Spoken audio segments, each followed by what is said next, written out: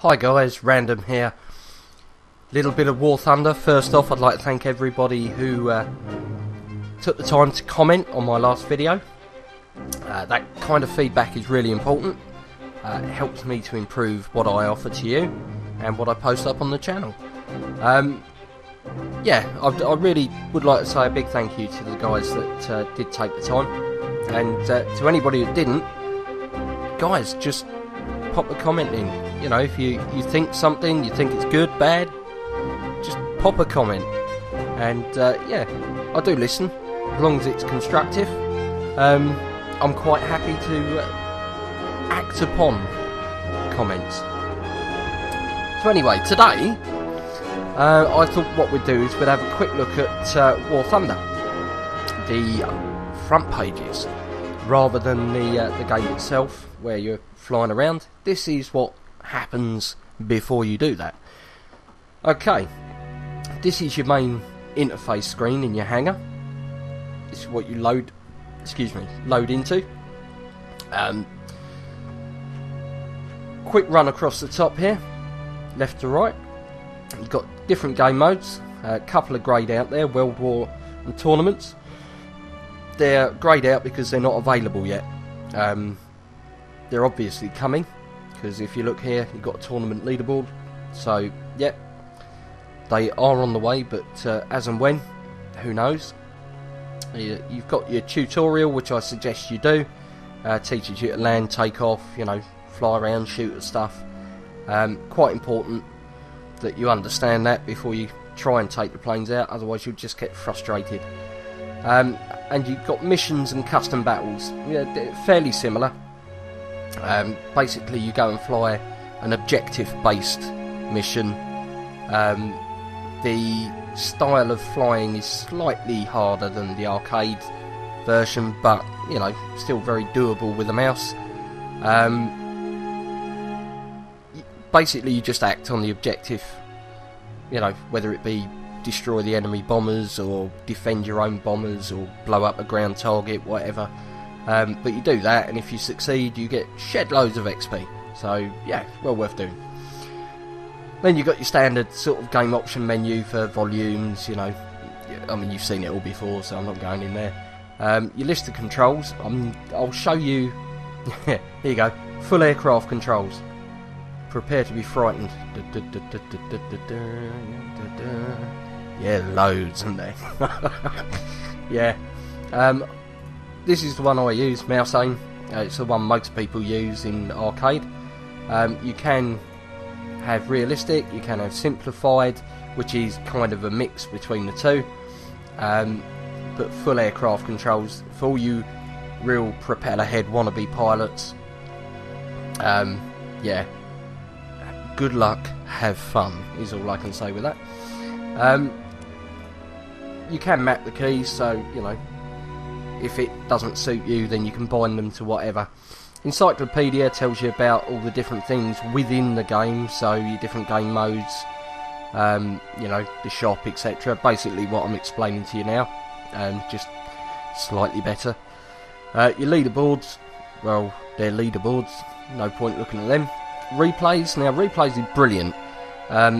Every game you play in a session, it will record a replay of it, so you get it without the heads up display, but it's a replay of the match you've just played.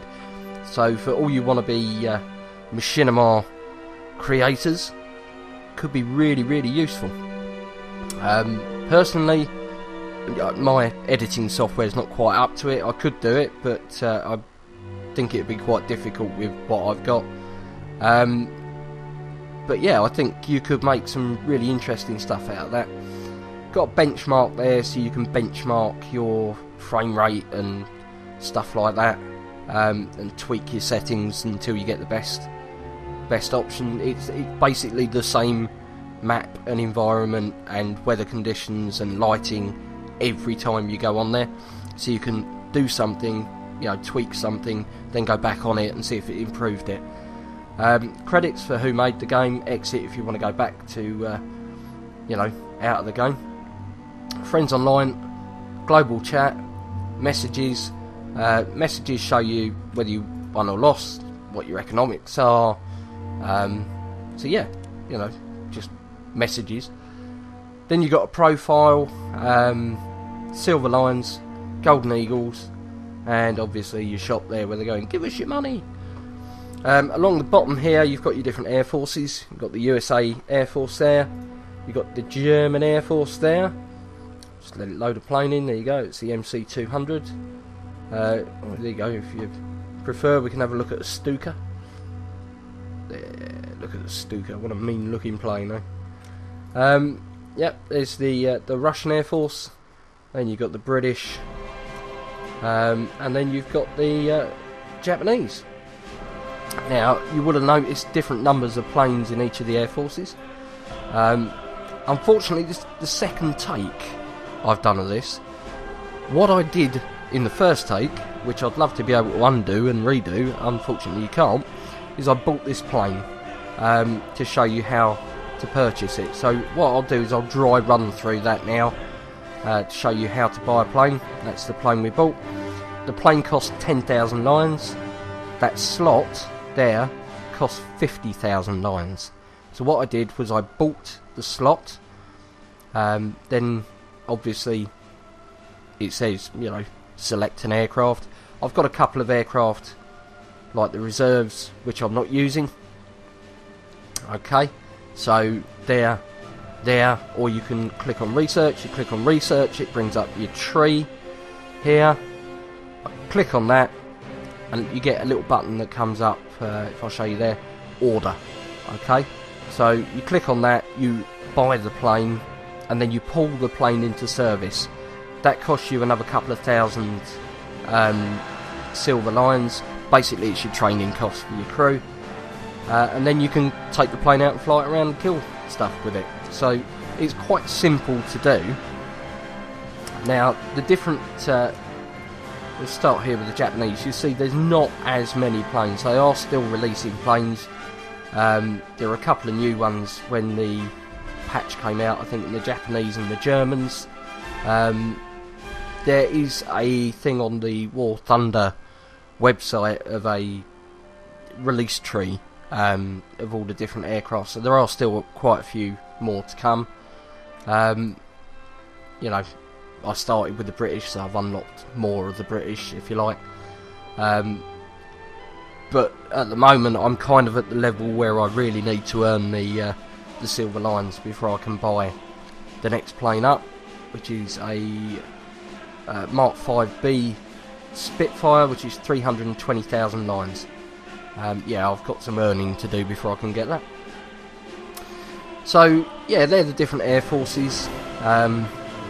You know, obviously your different planes down the bottom there. It's quite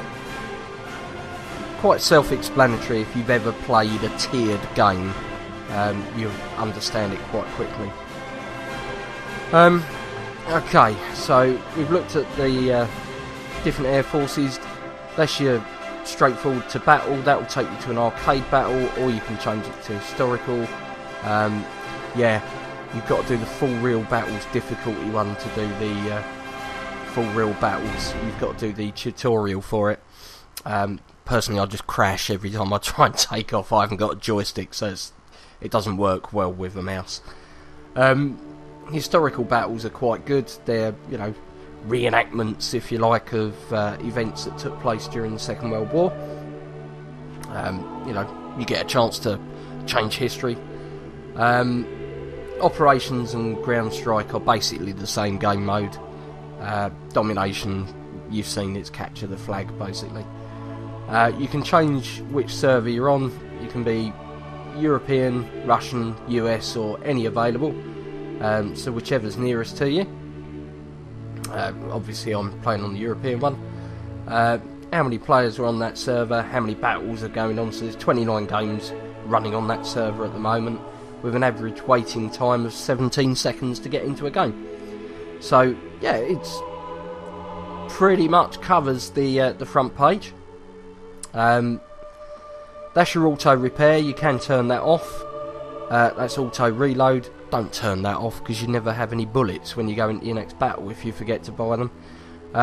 You can see here, if you look down underneath the picture you've got directly underneath it you've got the experience, then the rank of the aircraft, the reward and the condition of the aircraft, and number of free repairs, then max repair cost and time to repair for free.